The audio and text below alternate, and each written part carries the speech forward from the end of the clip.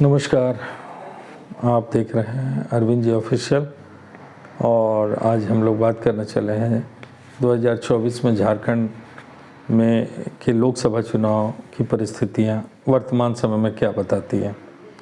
तो ये बहुत महत्वपूर्ण है और एनडीए और यूपीए के बदले अभी इंडिया गठबंधन जो आप देख रहे हैं, तो इसके विषय में चर्चा करना है।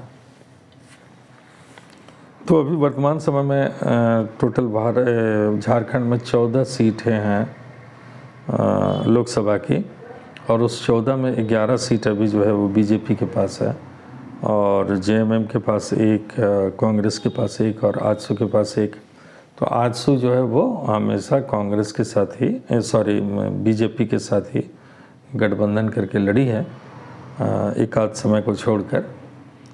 तो वर्तमान स्थिति ऐसी है कि ये 14 सीट जो है बहुत महत्वपूर्ण है मोदी सरकार के लिए, अगर सरकार बनाना है तो, और इंडिया गठबंधन के लिए भी बहुत इम्पॉर्टेंट है सरकार गिराना है तो झारखंड एक ऐसी स्थिति में है कि वो यहाँ पर कांग्रेस, जेडीयू, आरजेडी और झारखंड मुक्ति मोर्चा ये आपसी सीट्स शेयर करेंगे और उस हिसाब से यदि गठबंधन इन लोगों का ढंग से हो जाता है तो ये बहुत बड़ी चुनौती होगी बीजेपी के लिए, बहुत बड़ी, बड़ी नहीं, बहुत बड़ी चुनौती होगी। तो अब आपको ये देखना है कि यहाँ पे भारत में कास्ट जो है बहुत महत्वपूर्ण है और कास्ट के ऊपर में ही बिहार, झारखंड, उत्तर प्रदेश या राज्य के अन्य प्रदेशों में भी सारा खेल जो है वो चुनाव का इसी पर रहता है। तो अब हम देखेंगे कि यहाँ पर ट्राइबल जो हैं, ट्राइबल जिससे हेमंत सोरेन आते हैं खुद, तो ट्राइबल और 26 से 28% है और ये उन हेमंत सोरेन की पकड़ काफ़ी ट्राइबल में अच्छी है। ये ध्यान देने की बात है कि भाजपा हमेशा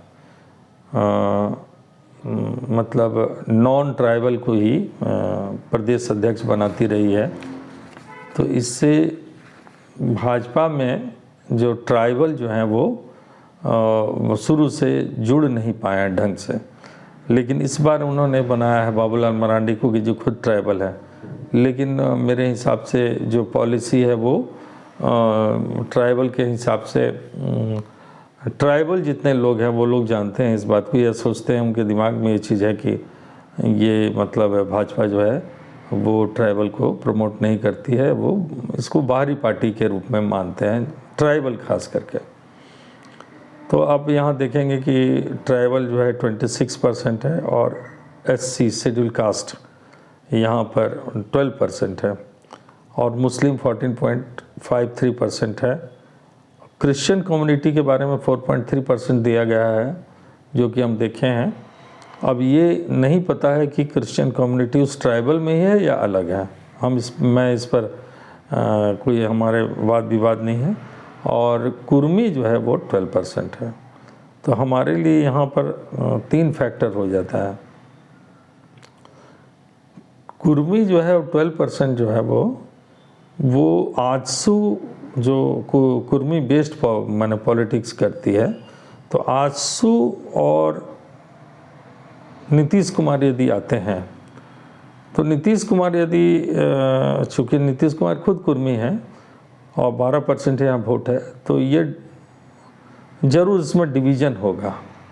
कितना होगा ये कहा नहीं जा सकता, लेकिन कुर्मी एक वेल डोमिनेटेड कास्ट जो है, डोमिनेटेड कास्ट इन झारखंड, एजुकेशन से भी और पैसे से भी और ज़मीन से भी, माने वो काफ़ी सबल वर्ग है और एजुकेशन भी है उनके पास। तो अब ये देखना ये रहेगा कि वो भाजपा के साथ रहेगी। हालांकि जैसे कुर्मी में विद्युत वरुण महतो भी एक बड़े नेता हैं और आजसू के चंद्र प्रकाश चौधरी और उनके और नाम याद नहीं आ रहा है, सुदेश महतो, हाँ सुदेश महतो भी हैं।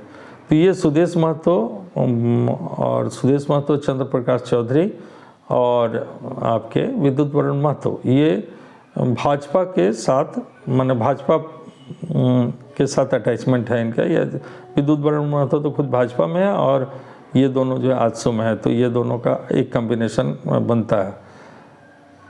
तो अब ये देखना है कि 12% जो वोट है वो अगर नीतीश कुमार यहाँ प्राइम मिनिस्टर पोस्ट के लिए प्रोजेक्ट होते हैं तो ये कुर्मी बाहुल क्षेत्र में इस पर क्या रिएक्शन होता है ये अभी समझना और कहना मुश्किल है, लेकिन इतना ज़रूर है कि कुर्मी वोट का डिवीज़न तय है। और ट्राइबल 26 to 28% है, जो कि 20% के आसपास मेरा मानना है कि वो मतलब झारखंड मुक्ति मोर्चा के साथ वो रहेगी। शेड्यूल कास्ट के बारे में, शेड्यूल कास्ट 12% है, परंतु छिटपुट बहुत से ज़िला में है, बहुत से ज़िला में नहीं भी हैं। तो 12% को हम उसको 50% भी मान लेते हैं। और मुस्लिम जो है 14.53% है। This is very very important. तो मुस्लिम का जो ये वोट है ये बहुत मायने रखता है और ये जिधर भी जाएगा वो पलड़ा भारी रहेगा। और जहाँ तक संभावना है वो झारखंड मुक्ति मोर्चा, कांग्रेस और जेडीयू और आरजेडी के अलायंस के साथ ही जाएगी, जहाँ तक लगता है। तो उस दृष्टि में मेरा अपना सोचना है कि 14 अगर ये गठबंधन कामयाबी से लड़ा तो भाजपा के लिए यहाँ पर 3 से 4 सीट निकालना बहुत मुश्किल हो जाएगा, जिसमें कि एक सीट जो है वो जमशेदपुर के विद्युत वरुण महतो, उनका चांसेस रहेगा वो भाजपा से कि वो निकाल लेंगे। और जहाँ तक अर्जुन मुंडा जी का बात है, वो खूंटी से लड़े थे पिछली बार, परंतु इस बार हमें ऐसा लगता है कि वो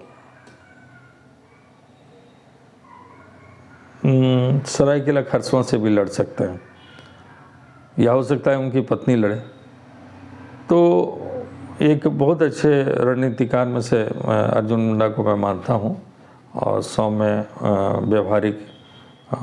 व्यवहारिक व्यक्तित्व के मालिक हैं और उनका हर तबके में उनकी पैठ है। तो वो एक अच्छे नेता है और गंभीर नेता है और बहुत कुशाग्र बुद्धि के नेता है। तो अर्जुन मुंडा जी या उनकी पत्नी जहाँ से भी खड़ी होंगी, आइदर खूंटी से या सरायकेला खरसवां से, तो ये 2 सीट ये पक्का है उनका। तो ये 2-3 हुआ। अब आजसू के लिए टफ हो जाएगा कि मतलब आजसू के लिए वो टफ होने वाला है कोई भी सीट उनके लिए। तो मैं कुल मिला के ये देख रहा हूँ कि रिवर्स हो सकता है। कांग्रेस, जेडीयू, आरजेडी और आज से झारखंड मुक्ति मोर्चा, तो ये अगर लड़ते हैं तो ये 11 सीट पर पहुंचेंगे और बाद बाकी जो भाजपा है वो 3 से 4 सीट पर पहुंचेगी। तो आप समझिए कि बहुत बड़ा नुकसान है। 11 में से मान लीजिए कि 3 ही मिला तो 8 सीट का नुकसान हो जा रहा है। तो ये मोदी जी के लिए भी बहुत भारी है जगह झारखंड, और ये चुनौती भी है आपको इंडिया गठबंधन के लिए भी कि वो कितना से ज़्यादा कितना सीट निकाल सकते हैं। तो चलिए, आज झारखंड की बात हम लोगों ने की।